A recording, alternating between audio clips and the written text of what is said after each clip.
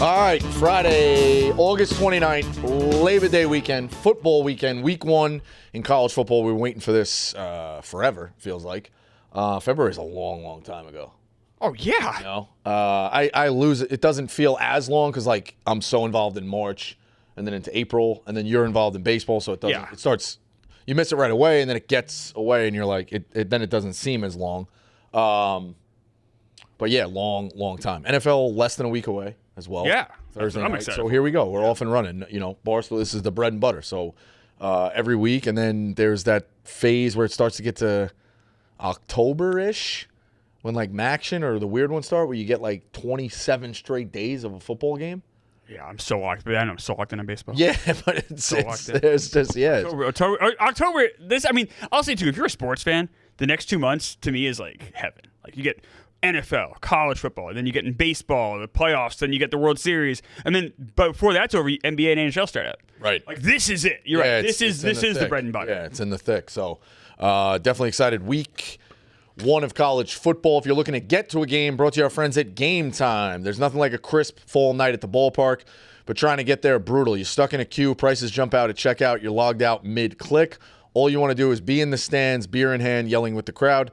The Game Time app gives the advantage back to fans. It's the hack for unlocking amazing tickets and experiences in a few taps. It's incredibly easy to use, and the Game Time guarantee means you can trust you'll get 100% authentic MLB tickets on time and at the best price, plus fees are always included. So what you see is what you pay. I know Clemmer's going tonight. I was looking at the Mets tickets tonight. Amazing Game Time deal. What is the get-in price? $12. So you're seeing Jonah Tong. I haven't been this excited about a prospect since maybe Zach Wheeler. For cheaper than a movie, you get to see Jonah Tong make his major league debut. That is awesome. I'm so excited to go. There's going to be a lot of juice on that game. It would with a little bit more juice if we won last night. And kept the lead where it was at 4, getting it back to 5, too. Especially with the Phillies scoring 2-3 touchdowns. And then you lose a half game to the Reds too in the wild card. Of course, yeah, of course. So it's that means it's even more of a you got to be there Friday night to keep it going. So take the guesswork out of buying MLB tickets with Game Time. Download the Game Time app, create an account, and use code PICKS for $20 off your first purchase. Terms apply. Again, create an account and redeem code PICKS for $20 off. Swipe, tap, ticket, go. Download the Game Time app today. All right, obviously, I mean, this is how it works, right? Like, we were prepared to do wall-to-wall college football, maybe a couple of quips here and there about baseball, like we said. But other than that, that's it. We're going wall-to-wall college football. Somebody always jumps ahead of the line here and jumps ahead of things. So the Micah Parsons trade. Yeah, you want me to put Hubs on right now? We will, yeah. I can do the intro. Micah Parsons to the Packers for 2 first-rounders. His deal was going to expire. And Kenny Clark. What? And Kenny Clark. Yeah. His deal was going to expire at the end of 2025. From there, they can kind of franchise him. Just like the Luka trade, where it's pretty evident, like, right away, people have made up their mind. Kind of seemingly so. Seems like Jerry's rightfully so, getting killed here for this. The guy's Micah Parsons, so young and so good. It would be a big deal either way, but it's even bigger of a deal that we have a direct fan of one of their teams. So Hubs, Packer fan, elated with this trade, I'm sure. Hubs, you're on. What's going on, guys? Yeah. So I wish it happened yesterday when I had nothing to talk about. We had to just find a way to make 60 minutes and bother that caller Zach to the highest end. But I mean, probably one of the more shocking moments in my sports fandom life, honestly, when that trade went through, because you heard like a little bit of rumors that guy Ricky Scoops. How much do I believe Ricky Scoops? And John Kuhn tweeting stuff, and then all of a sudden Schefter or Rappaport to start the day was like, oh, they're actually listening now on Teams. And then a few hours later, boom, it's done. Crazy. 2 first-rounders, Kenny Clark. He gets a monster contract, highest paid non-QB in football history, which is definitely going to be like the pushback that people will be like, oh, bad trade, bad contract. I don't know, man. He's 26 years old. He's had 12 or more sacks in every season in his career. He's a Pro Bowler every year. He's an absolute monster, and he's enough that transforms your entire defense. And they already had an okay defense to start, but now it's a different story. You pair him opposite Rashawn Gary. It's a scary, scary team and a fun time to be a Packer fan. I'll say that. Is there any I'm playing devil's advocate here. I think it's a great trade for your team. Yeah, for sure. But is there any hesitancy? Like, all right, like we don't have a first round pick until 2028. We are paying this guy a lot of money. Is there any part of you that wasn't just elated with this deal, or you're like, fuck it, like we have a young roster, we're ready to go? Take it, man. They're basically at the point where like it is go time. Like they just paid Love, right? So that you gotta take care of this window right now, and they've got the young receivers, so they're not investing the money into receivers, right? Because those are all on rookie deals. So you know what? The money's got to go into the defense, and I think he's the right guy to do it. Sure, 2 first-rounders is hefty for anybody, but if this all goes well, you're picking in the back end of the draft of the first round anyways, and you're going to get a good player potentially, but you're not getting Micah Parsons. That's not happening. See, all right, so that's what stood out. Sorry, Hubs. That's what stood out to me. No, you're good. Because I know he's devout. Hubs is watching it each night. I think you should watch it as well, the Cowboys documentary. I haven't started yet. No, It's unbelievable. So, Jerry Jones, in the articles I read, is already trying to spin this to, hey, well, people didn't know about the Herschel Walker deal, and look how that worked out. Dude, get that's out of here. And it's even worse to me that it's like topical, that the Cowboys documentary came back. Yeah, right. So there's a ton of people it's like scary how topical it is. It's like dude, every morning, not to cut you off, Rico, but every morning I'm waking up and I'm watching an episode of that doc, and it's still playing out decades later the exact same way. Right, but I don't think you should. You don't get, but you don't get to like hit lightning in a bottle twice. Also, wasn't that for 5 first-round picks? 4. Yeah, because they cut 4 guys. This is different though too, because this is a defensive end. It's like it's a different impact of a player. It's like the shelf life of Herschel Walker, great player, of course, but it wasn't the haul of Herschel Walker. Like I think that's silly to compare. And then you get guys like Peter Schrager, who I like Peter Schrager a lot, but you could see his tweets yesterday, and you could see that Jerry clearly was like, please make this sound good, because we're getting killed here. And at one point, Peter Schrager was like, Jerry's thinking long term. Jerry Jones is 82 years old. Right. No, that's the tough sell for me. I mean, also, I do think you could have got more than 2 first rounders. Oh, yeah, I would think so too. I also think like trading them in conference hurts you as well.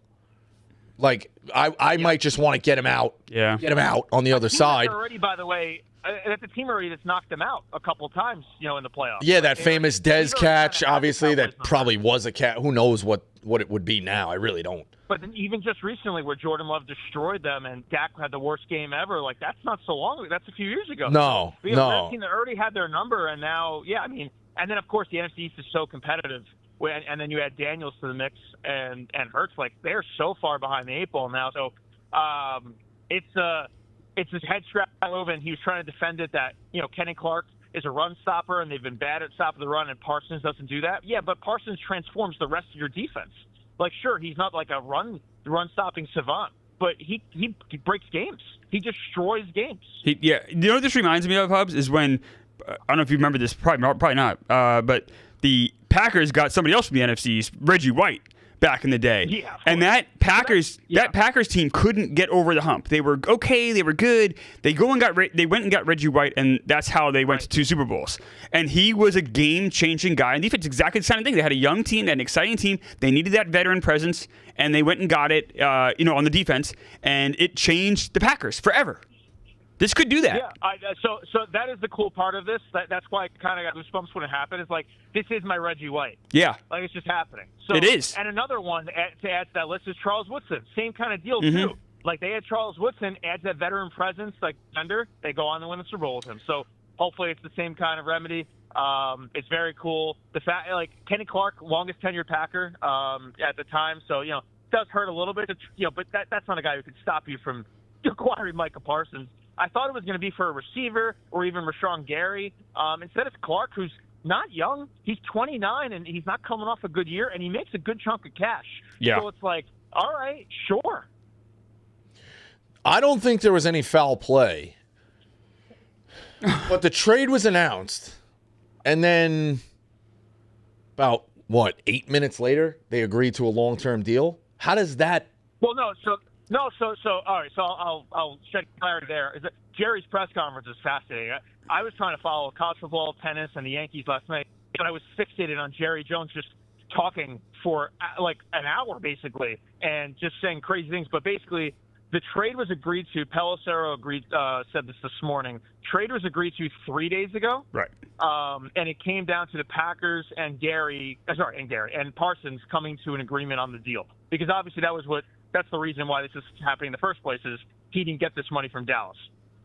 So they had to come to. There were multiple parts that had to kind of fall in place. Got it. All right. So the final one. Yeah, they haven't talked. Packers weren't going to do this deal unless they were locked up. Yeah, I knew there was something that was going on. Well, because obviously you're in the same boat then with Parsons, where he doesn't want to play. So right. He's not going to do that. Yeah. So the Cowboys then say. They go to Parsons, hey, we have a deal in place with the Packers, and then allow him to talk to the Packers and work out, and then it all goes. I knew there was some kind of peel behind the curtain. That makes sense. The issue with the Cowboys isn't Jerry Jones, the owner, 82. A lot of owners are 82 or even older. It's Jerry Jones having an 82-year-old GM. Like this just is, and it's just going to keep. This is such a problem for this team, and I don't know. I remember, and if you're watching that Cowboys documentary, you guys, I'm sure have seen it. When he ran Jimmy Johnson out of town, despite building maybe one of the greatest teams you've ever seen on paper, or ever just on their roster, and it's been a disaster really since. And he's only getting older. It's only getting worse. I don't know. Will he ever step down as GM? I'm guessing no. No. So I think he'll die as the GM and owner. I think you're right. So if you're a Dallas Cowboys fan, what do you do? Here's the thing, and I'm not defending him, but you went from when it worked in '95 and you had the 3 Super Bowls. Yep. He didn't have to step down. Obviously, it was working, so to speak. He also wasn't in his 80s though. He wasn't. He wasn't the GM. Jimmy Johnson made those moves. But he said, "I'm taking that guy's job." He was orchestrating the whole. That's why there was the conflict. Am I missing something there? Well, he wanted to be a, and then Jimmy Johnson's like, "Well, I'm not going to fucking do this," and he left. But then Jerry Jones was going from there. Right, and then he goes and gets Dion by himself.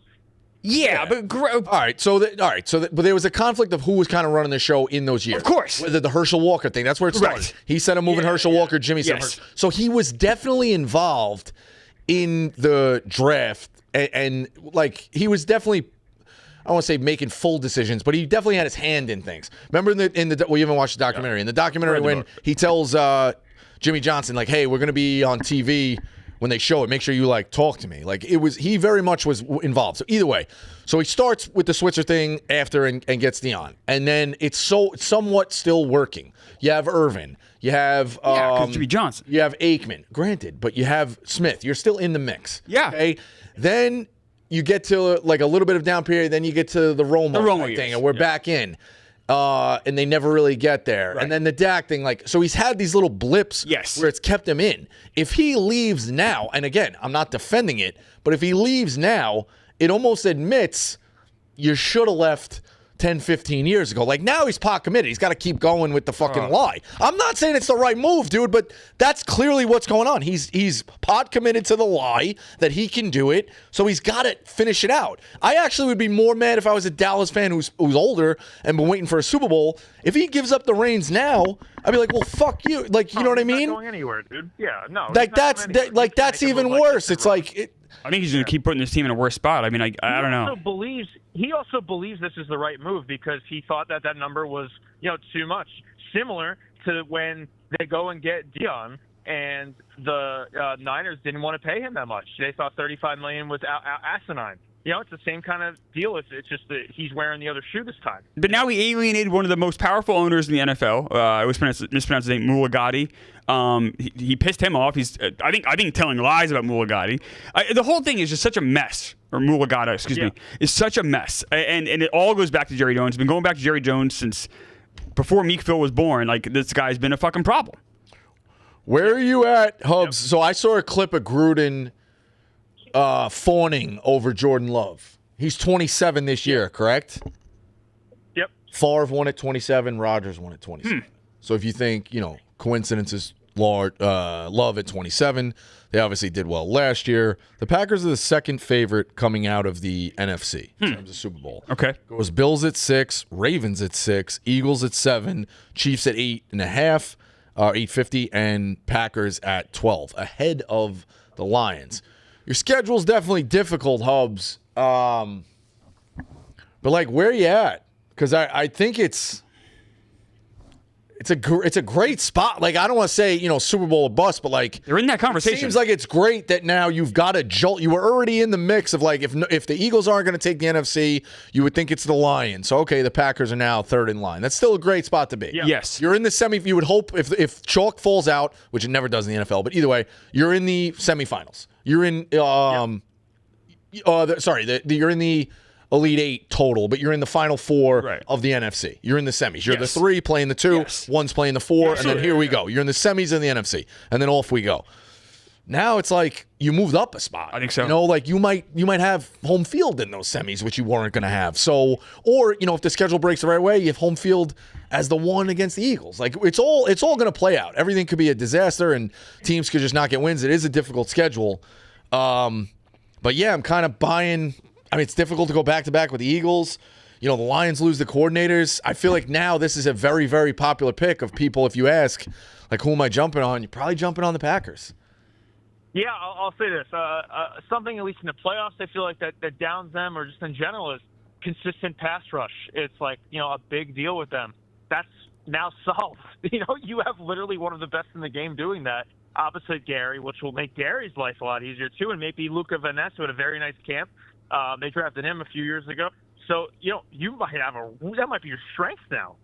That's the impact Parsons can give you. And as for Love, year 3 as the starter. Last year, you can chalk it up to a few things of why it didn't go as well as you thought. Obviously, he has the MCL injury right away in that Brazil game with that terrible field. And it derailed things. And he picked up another injury along the way. He missed camp in preseason because of this hand surgery, but very minor, and he's ready to go. He's already fully practicing and good for next week. But yeah, man, like I think the difference is there are expectations now with them, whereas they're no longer like, youngest offense, young receivers. We'll see what they're scrappy. They're not a team to play. Now it's like they're going to have targets on their back. They have expectations here. I would assume, based off of your odds, I haven't seen it, that they're the favorites to win the North now. So that Well, yeah, it would make sense. Let me pull it up. If they're winning division, that's the one thing I haven't checked is their new North odds.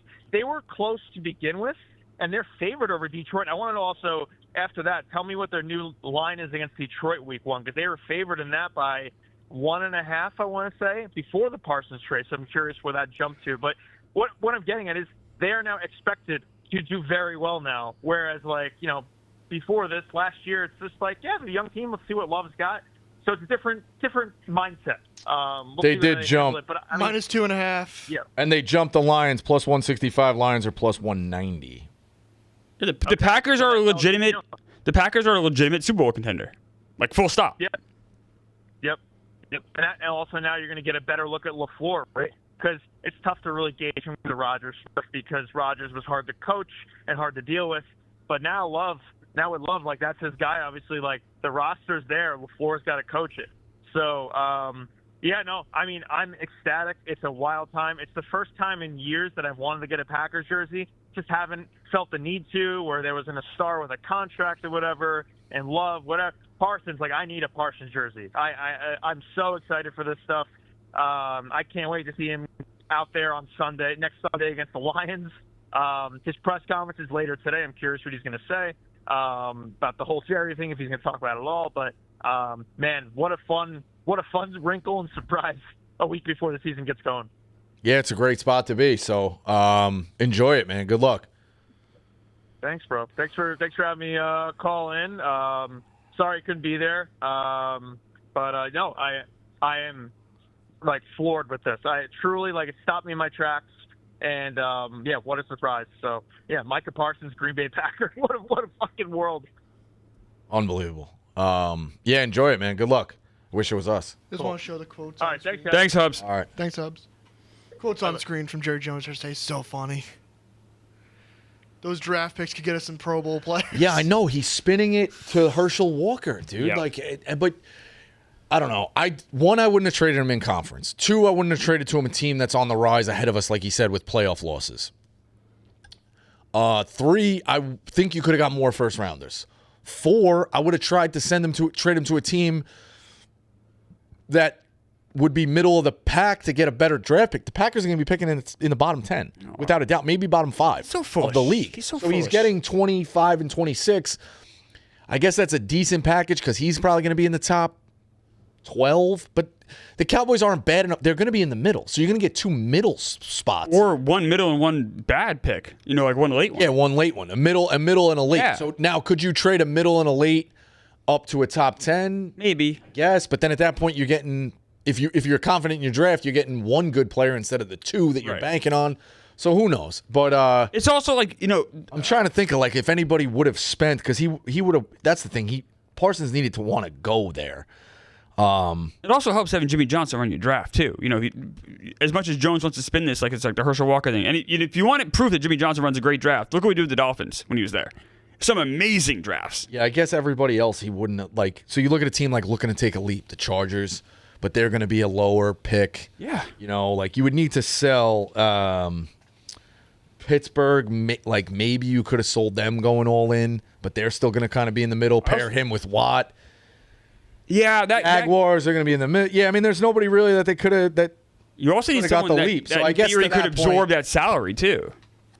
That's why they had to trade. And Parsons had to agree there. He's only going to. Of course, he's only going to sign an extension with someone. Going to a contender. So yeah, difficult spot. But reminder, as I was going through with DraftKings, you can go. So if you go to futures on the NFL tab, you obviously have conference winners, Super Bowl, division winner, and then next to that is name the finalists, which I think we should all pick.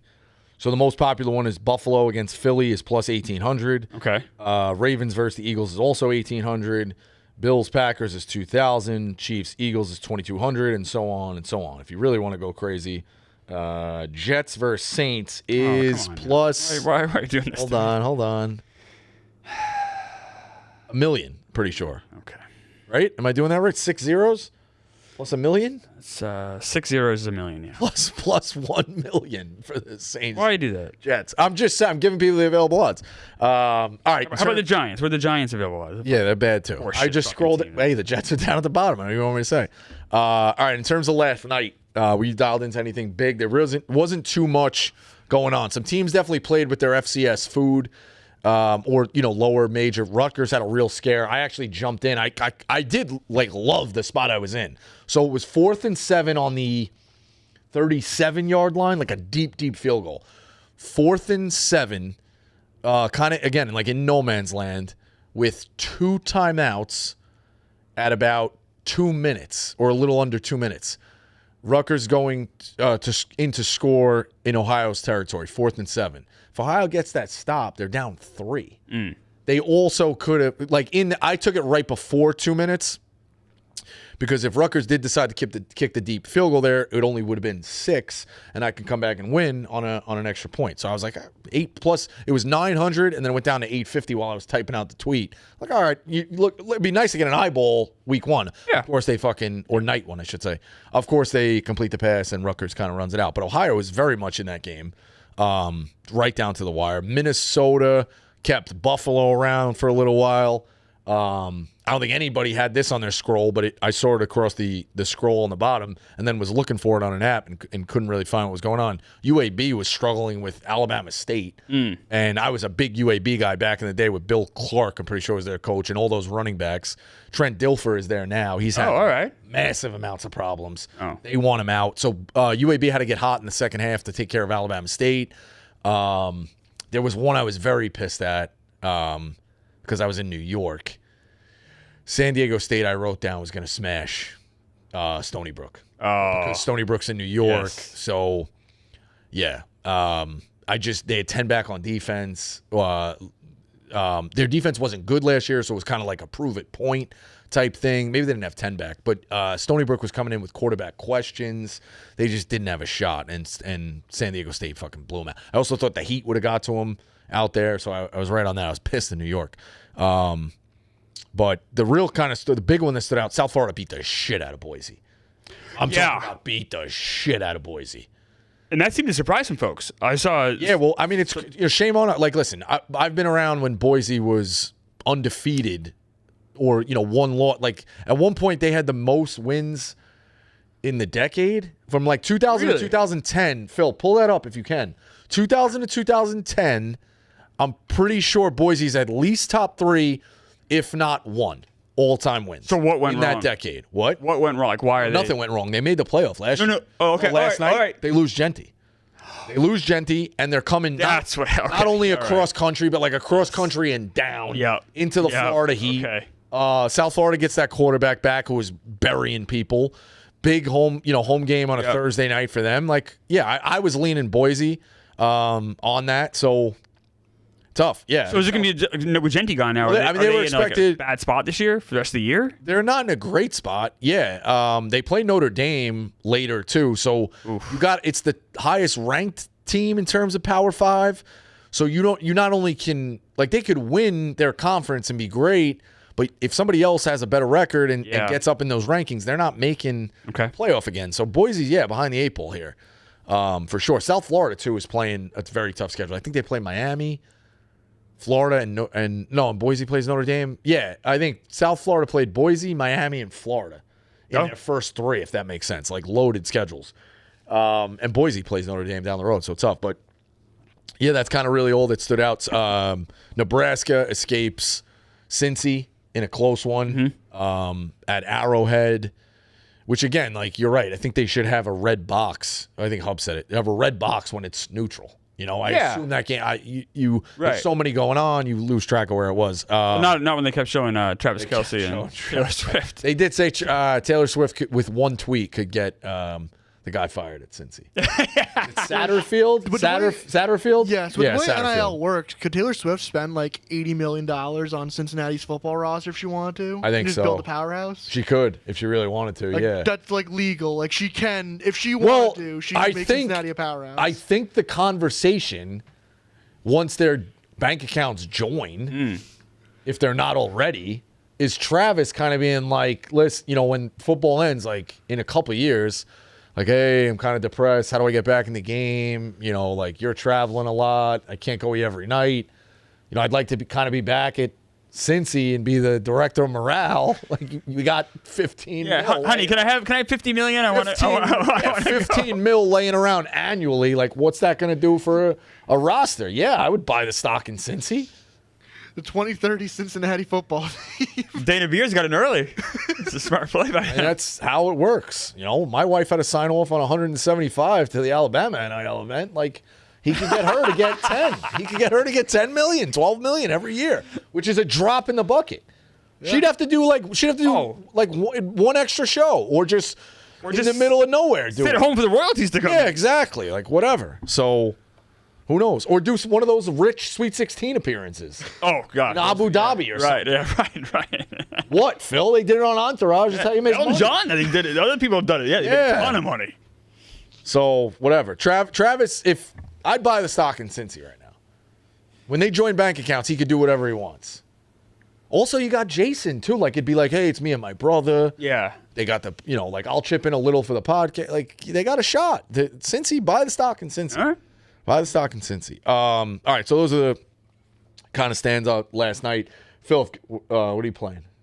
No, Dante tweeted something about me. I'll watch after the show. Checking the phone. All right. Okay. All right, if you got calls, you can fire them in. So, obviously, the big ones, and I'll be honest, I wrote these down yesterday, so I know lines are moving. I believe Texas has now shifted to a 1.5-point favorite? That's correct.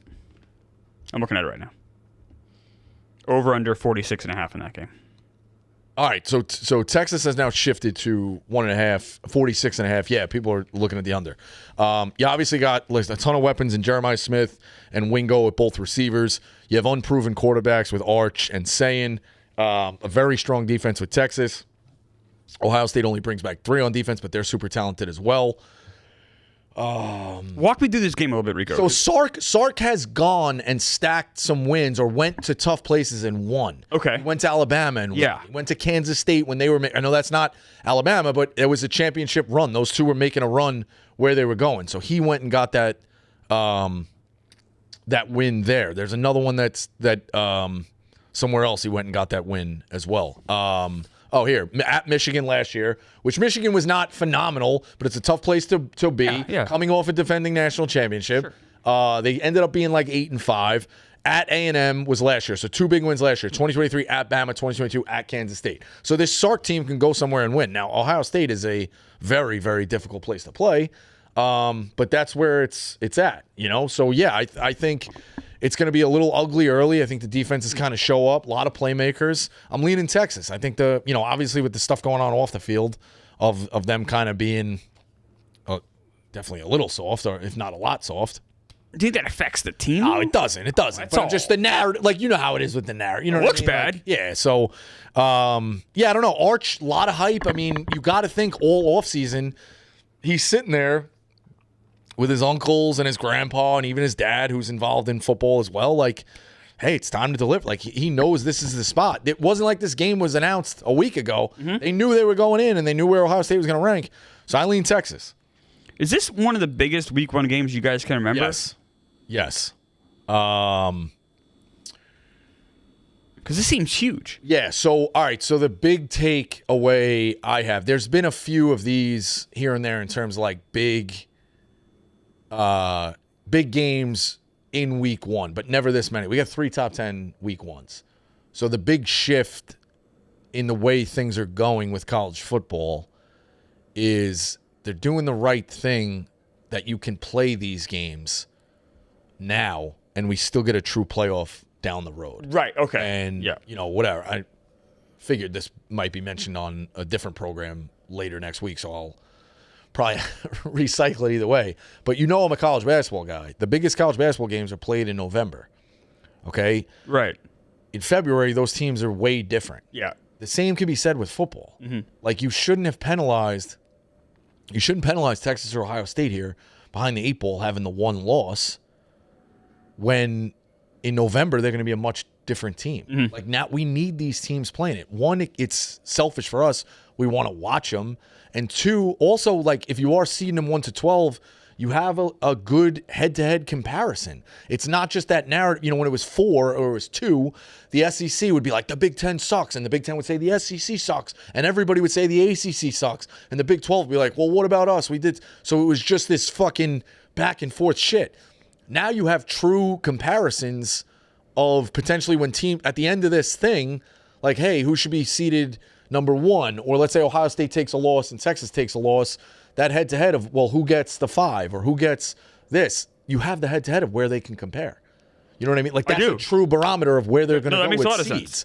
If Ohio, so having said all that, and you make a really good point, like, hey, this is kind of important games. The season begins, and you have obviously the playoffs. But if Ohio State loses this game, are the knives going to start coming out for Ohio State? Like, when?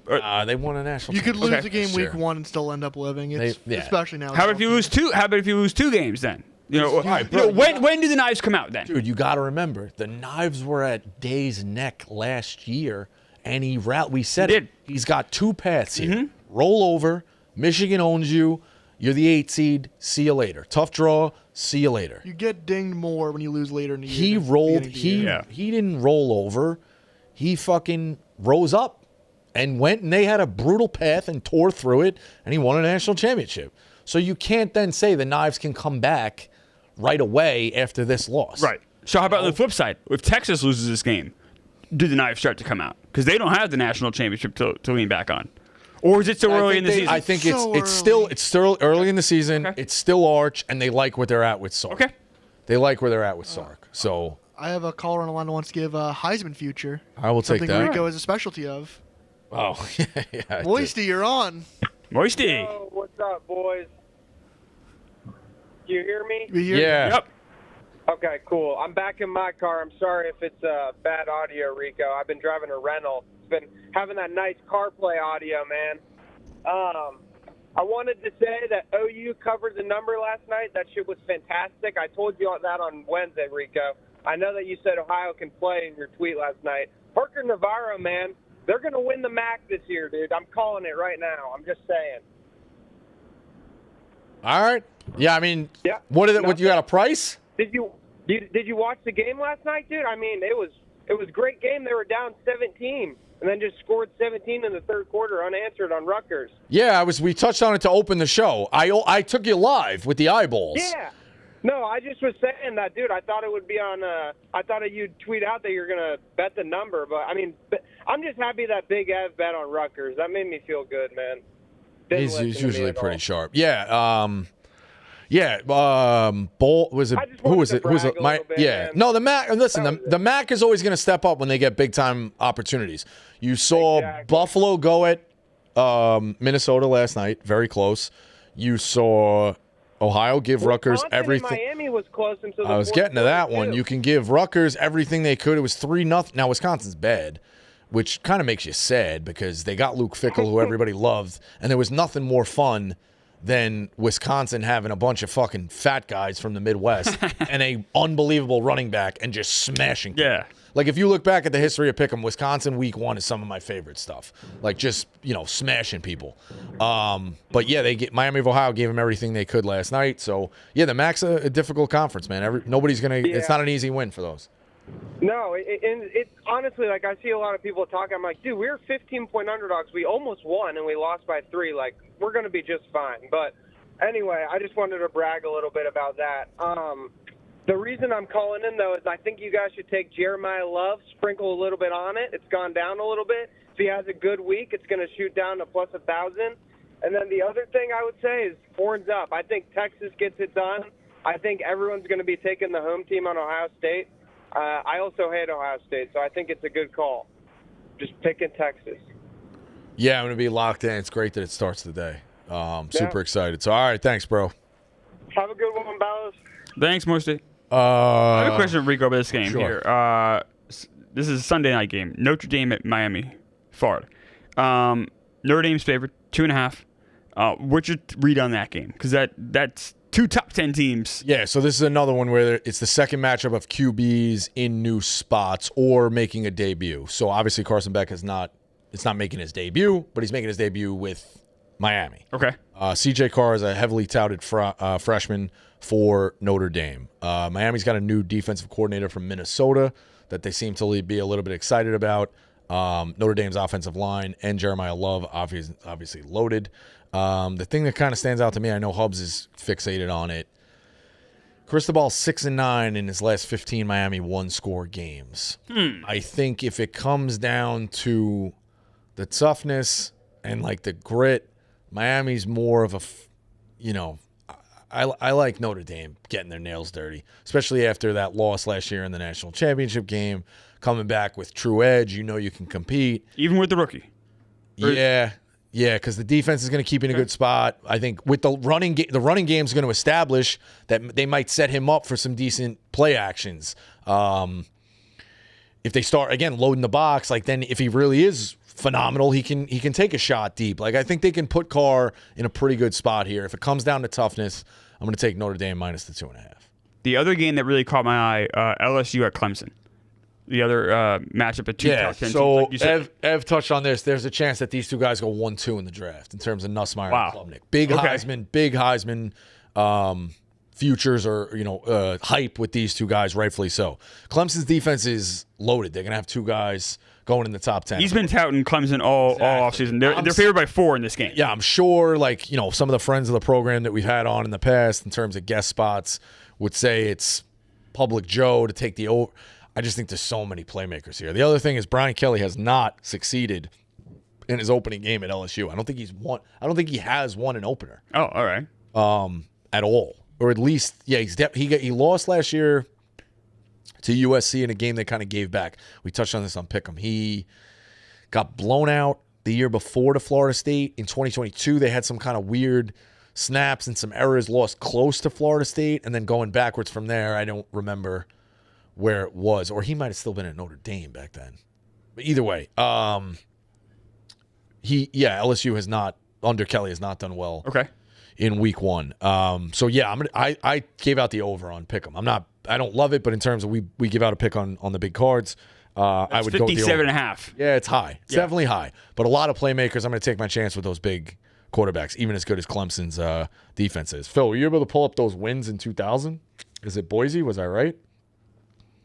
I can't pull up the stat, but I could show you like each of their wins. So, as you can see, like I'm not sure you can read 2002, 12-1, 2003, 13-1, 11-1. Oh wow, okay. 13-0. Lots of double-digit win seasons. Yeah. So they were unbelievable. Yeah. So all right, I'm pretty sure they won. I googled it once. It is what it is.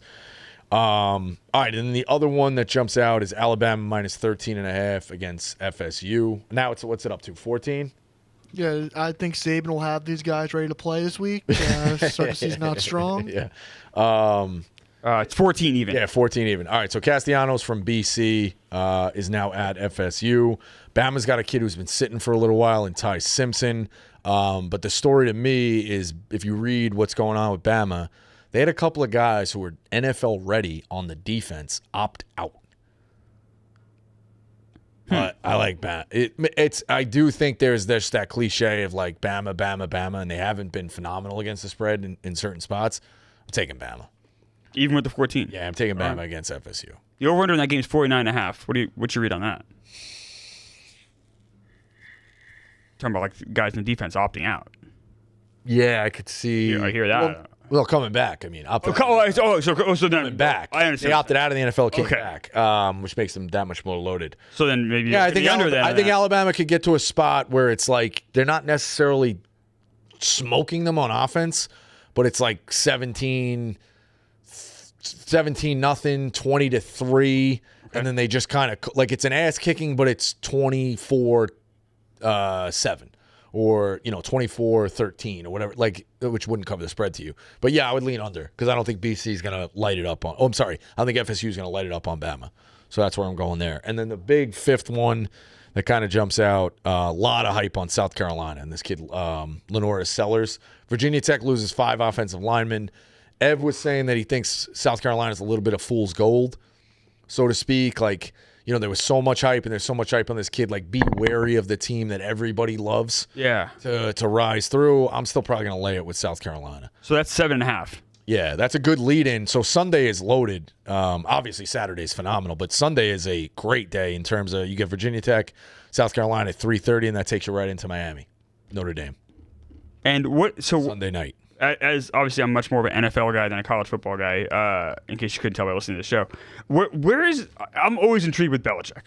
I hate Bill Belichick. I'll hate Bill Belichick to the day I die. We're not going to be back until Tuesday doing the show. That TCU at North Carolina, it's 3.5 point spread. TCU is favored by 3.5. Is there any chance people are just going on North Carolina just because of Belichick? Is TCU the smart play? Like everybody, yeah, but it hasn't moved a ton. I'm taking TCU just Belichick could very well make you look like an idiot, but he's got some problems at linebacker. There wasn't an influx of talent like, oh, this kid flipped. Okay. This kid came in, they hit the portal. You're not hearing much about the NIL. I think it's TCU, but I feel like an idiot because Belichick's obviously going to coach guys up. I've lost so much money thanks to Bill Belichick over the last, decades of time here. There was a very funny clip on Pick'em because I wrote the kid's name down and then I obviously forgot about it. But Hoover at TCU is the quarterback. I like his stats on what you've looked at. The little, you watch him here and there last year. I don't know. I'm going to take a quarterback and just overhyped Belichick team. Like he that's kind of what I'm thinking too. But I also here's the thing with Belichick. I think this team around Halloween and November is going to be way different than the one he's got, and that's his specialty. You get what I'm saying? Yeah, I do. Like week 1, I don't think he's going to have them dialed in. So I'm going with that. A really good one in terms of interesting ones. So the ones I really like. Wake. My best bet is Wake. I think it's now up to 18.5. I got it at 17.5. They got a new spread offense and a new head coach and offensive coordinator. Quarterback's Robbie Ashford from South Carolina. Wake Forest is not going to be good this year. I'm going to say that straight up. Okay. In terms of Power 5, they are one of the worst, down towards the bottom teams. They got a 1,000-yard rusher in Claiborne, 3 of their top 4 tacklers back. Kennesaw State, an opposing coach, said this in a magazine about them. Their offense will be totally different, but they don't have the roster to run it right now. I think Wake Forest gets a lot of opportunities. I think Wake Forest gets the ball in Kennesaw territory 2 or 3 times, whether they back them up and it's a punt or a straight-up turnover. I think Wake Forest here, as bad as they are, will have very few opportunities to feel good about it and, have the fans and the alumni, which Dave was jumping on me for, giving fool's gold of like, we got something here now. Wake don't got something here. But tonight they might have something because Kennesaw State's that bad. I'm on the first half and I'm on the game. Spread is 17.5. Yeah, I think Wake goes and gets them. I like UTEP plus the 6. Utah State's got a new offense. I like UTEP's defense. I like Utah. I think that's down to 5.5. I have it at 6.5. Dampier from New Mexico ran for 1,100 yards last year. I think he gives that UCLA defense a lot of problems. UCLA, obviously, with Nico at quarterback, that big story there. In terms of other interesting ones, I like Northwestern kind of outright against Tulane. They got the BYU kid for Tulane, but I like Northwestern's kid, Preston Stone. They're also got a very, very strong D-line, which can give them problems. Tulane loses their wide receivers and their running back to Oregon as well. So Tulane loses some weapons there. Southern Miss plus the 13.5 against Mississippi State. This game is in Hattiesburg. Huge game for Southern Miss. Mississippi State not going to be great. Obviously an SEC team, class difference there. But they get Southern Miss brings in a new all-conference quarterback, 19 touchdowns, 2 interceptions. So he's not going to make mistakes, you would think. SEC teams are obviously different, but he can keep you in that. And then if you're looking for like a big one tonight, if you had to only watch one game, I would say Baylor, Auburn. Okay. Baylor Auburn would be the big Auburn's favored by 1.5 game to watch. Yeah. So I would also keep an eye on some of the FCS ones that we talked about. So if you're looking tonight, Illinois minus 48.5 against Western Illinois, total 63.5. That's a weird spot because they're saying Illinois is going to score 50, 55 themselves. You basically got to say, do you think Western Illinois is going to score? But in terms of that number, I wonder if Illinois is going to fully run it up because they got at Duke next week. Duke's got some expectations. Well, they looked okay. I took that over. That was pretty easy last night. So that's kind of that you can't just throw your cleats on the field with that one. I wonder if Illinois is going to be like, get up 35 or whatever and be like, we're good here, and then kind of pack it in and set up for next week. With that, I'm trying to think of some other ones that jump out in terms. Florida FIU minus 26 against Bethune-Cookman. Like I'm telling you, one of these FBS teams is going to straight up lose to an FCS team, and there's going to be an unexpected team that runs it up. Like you look up and it's 60-0. Like FIU, I don't think FIU is that great. I don't really know much about FIU, but there are ones where it just gets out of hand that you don't expect, and they run it up. So a lot of those games out there as well. Louisville, Eastern Kentucky, like these lines will start to pop tomorrow. Arkansas, Alabama A&M, Florida, LIU. Good luck to LIU. So a lot of those will pop. Loaded schedule in terms of football. And again, you're a casual guy, but now you got a true playoff system. You saw how exciting that was. And you saw how the schedule is going to lay out with how it goes with the big day around Christmas. All right, you hit the mall in the morning or go do some ordering, do some wrapping or, whatever. Like your wife's like, I'm going shopping, I'm doing whatever, wrap all these gifts, we're going here, whatever. Okay, like no problem. I got something to do. Like that's my thing with laundry a lot sometimes. Like, all right, I'll do the laundry, but as long as you let me sit in front of the television, good to go. So I also nervously fold. I'll take a drawer out that I never asked, and that's what I do. There was a famous TCU Kansas game, I think, with Big Cat. We were laying TCU. We needed like triple overtime to cover. It was crazy. I was nervously folding. So you got the Christmas opener in terms of those playoff games. You go Thursday, Friday. Then you go New Year's Day, New Year's Eve into New Year's Day, and then you go into Thursday, Friday, leading into Wild Card Weekend, and then you obviously get the championship game on Martin Luther King Day. So it's a perfect layout for a casual football. Oh, absolutely. So absolutely. The NCAA has done phenomenal with that, which they rarely nail it, but they've done it. And I think it's a repeatable format where the dates will change, but the days won't. You're going to know that Thursday and Friday leading into Wild Card Weekend are two big nights that here we go. I'm going into where it goes. Very much like the NCAA tournament. The dates change, but the format don't. Thursday to Sunday, and then Saturday to Monday. And NFL playoffs, same thing. It's like I know. 3 straight weekends in a row, and that's how we roll. So That's where we're at. Anything big picture in terms of baseball? Obviously, yeah, a few things happened. So Kyle Schwarber hit 4 home runs yesterday in a game. It's the third time this year someone's hit 4 home runs in a game. First time it's ever happened. Do you think anyone will ever hit 5? Yes. It almost happened last night. I mean, Schwarber came up against a position player. I mean, if he just gets a better bat on that ball, jeez, why did the guy not just fucking? I guess you don't want to be the team that that guy. on 5. So He did lob it in like it was a meatball. Yeah, it was. I know. He just got under it a little bit too much. Okay, yeah. So yes, Schwarber would have. I do think it will happen, especially with He must have been elated seeing the increase in position players late in games now. That it's happening more than ever to save bullpens. And then tonight, I mean, if you're a baseball guy, this is a giant day. We mentioned Jonah Tong starting for the Mets. I'm more excited about this prospect than I have about any Mets prospect in over a decade. But the Red Sox have, I want to make sure I get this name right. Was it Peyton Tolley? And he's one of the Red Sox top prospects. He's going up against Paul Skeens in his major league debut. So you got some great baseball tonight. But yeah, I mean, the Mets, I was finding purple hats. The great tweet by Passon here. Shane Bieber going, Freddie Peralta. I was getting purple hats all week, so I haven't been back since McLean's amazing start. He was so dominant. He looks so good. Phil and I were just talking before the show about how we are excited about it. It's not just the 3 starts, it's how he's pitching these 3 starts. You match that in with Jonah Tong, who's supposed to be better than him, and his stats say exactly that. And then you even have someone like Sprout still kind of sitting out there. One report from ESPN this week said the Mets are the best farm system in baseball. And a lot of these guys are AAA guys. These aren't guys in rookie ball. These guys are ready to go. There was a very animated conversation the other night.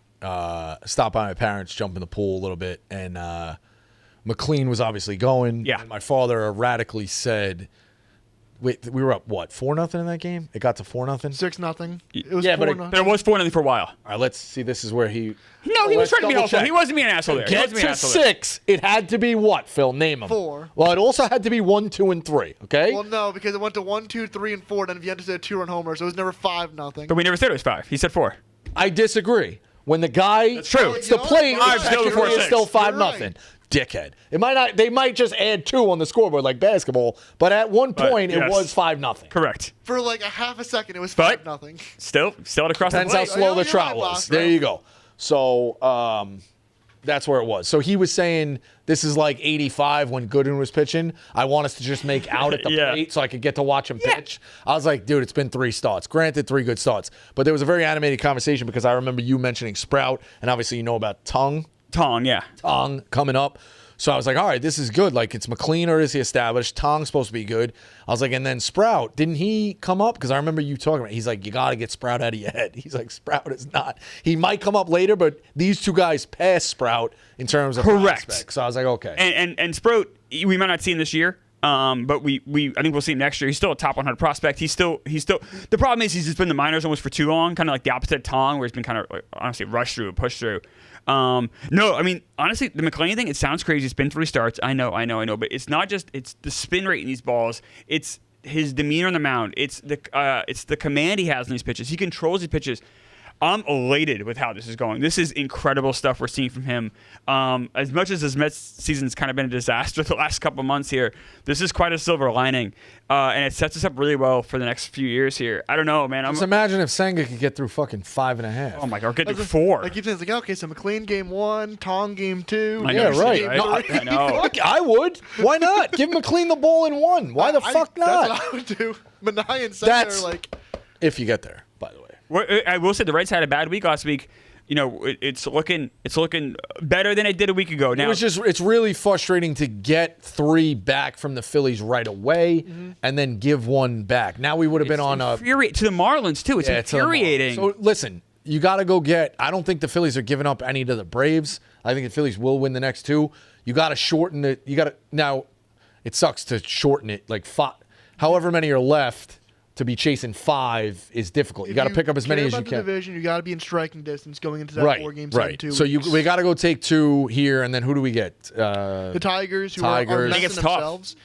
And we missed Scooble in that series. I know. And like the Tigers have been on like a downturn for a long. Tigers have been having troubles. I just want to be in striking distance with, I want to take care of the Reds next weekend, take 2 out of 3 from them, and then just make that a complete afterthought. Right. That Red series is huge.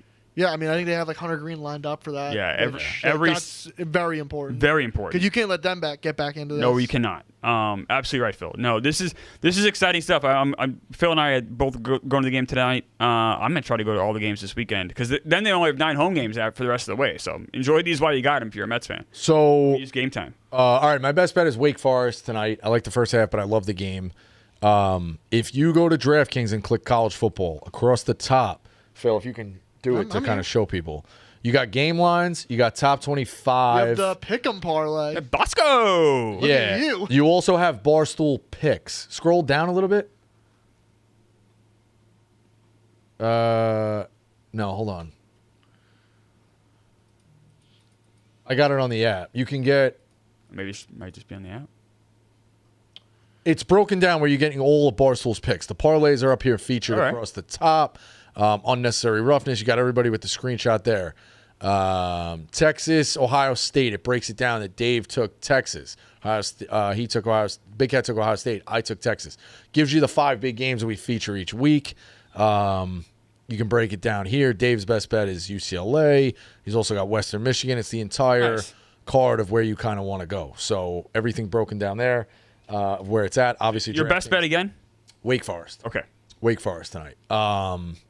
So that's where that's at. What are you rocking with tonight? Yeah, my pick of the day is Nick Castellanos, over 1.5 hits, runs, and RBIs. Something in the news? Yep. He's 4 for 8 lifetime against Bryce Elder with 4 home runs, which is crazy to have 4 home runs against a pitcher in only 8 at-bats. What are you banking this off of? The Taylor Swift engagement? Yes, sure. Yes. No, he said it in the news. I know he's making the joke about the Castellanos. That hasn't been an overplayed joke at all. It's just all analytics. You're just going off data. What did Castellanos do the day they got engaged? I don't know. Was it an off day? It was he probably was playing, right? That would have been the day to do it. I mean, they played the Mets and they lost. He didn't do okay, all right. That would have been the day to do it. That would have been the day to do it. That would have been the day to do it. I'm also on Castellanos to hit home run today. It's plus 500. I'm on the Marlins under 3.5 total runs. It's minus 135. I believe in Jonah Tong. And then my football play is TCU minus 3.5. I don't believe in Bill Belichick because I hate him so much. So this is a personal vendetta game, but I also think maybe they're overhyped. I don't know. All right. Phil, what do you got? I'm on the Red Sox with Peyton Tolley making his debut, minus 117. I'll have some football picks over the weekend. I don't like anything tonight. I'll probably be on Texas tomorrow. And make sure you tune in to Wake Up Barstool Tuesday morning. Bosco's on that show for now. Let's go, Bosco. So. And also the game day kickoff. Big noon tomorrow. I did see Urban Meyer. They grabbed him in a hallway or something like that. And we're like, what do you think? He's like, I'm just going to do it. So it's going to be. And that's Saturday, obviously? Saturday. It's tomorrow. Saturday morning. It's going to be something tomorrow. So that'll be Dave's on that. That's going to be crazy. And then then you're going to be in doing FS1. Yeah. For now. Yeah. Think about just wearing a T-shirt that says "For now." For now. That's pretty good though. Yeah. It's not for later. Listen, we got a fucking loaded lineup. You get to take a snap. We do the best I can to run the ball forward. Maybe score a touchdown. Yep. I believe in Bosco. That's what it is. There we go. All right, we'll see you. I'll see you Wednesday. But we'll be back Tuesday. Enjoy Labor Day.